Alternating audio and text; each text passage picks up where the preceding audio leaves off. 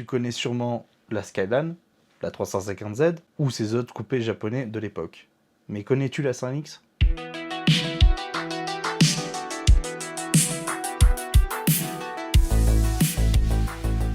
Sûrement pas. Et pourtant, c'était une petite sportive des années 90 qui avait tout pour réussir. Sur le papier en tout cas. Alors pourquoi aujourd'hui, seulement une poignée de personnes connaissent cette voiture? La Nissan 100X sort dans les années 90, un look assez particulier pour l'époque, et surtout un T-top. Donc les deux parties du toit qui s'enlèvent pour faire un semi-cabriolet. Alors la Nissan 100X est équipée de plusieurs moteurs, du 1,6 litre jusqu'au 2 litres. Le 2 litres c'était pour la version GTI.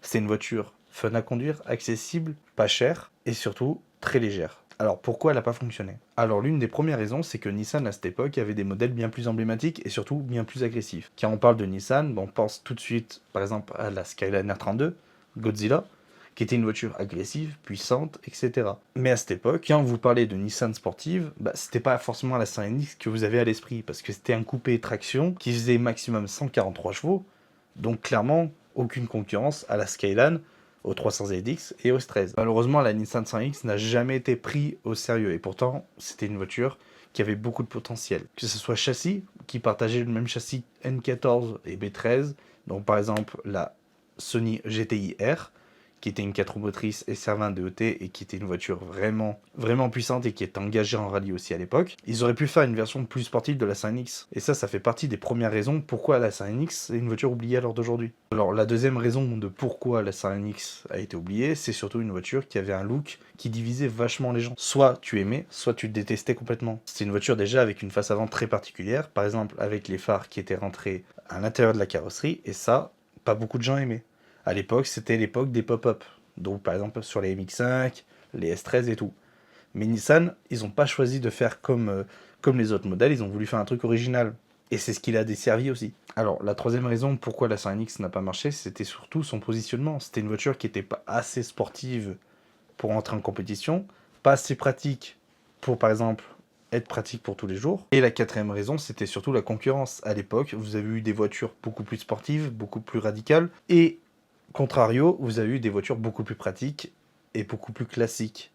Donc la 100NX n'avait pas trouvé vraiment sa place à cette époque-là. Enfin, la cinquième raison de pourquoi elle n'a pas fonctionné, ça a été surtout sa visibilité. C'est une voiture qui a eu très peu de marketing, très peu de pub, on l'a vu très peu à la télé, que ce soit dans les films, dans les jeux vidéo. Ça aussi, les jeux vidéo, c'est très important pour faire fonctionner une voiture. Ou même dans les films. Je vous prends par exemple la Supra ou la Skyline, elles n'auraient pas été aussi légendaires aux yeux des gens fans de JDM si elles n'ont pas été dans Fast and Furious.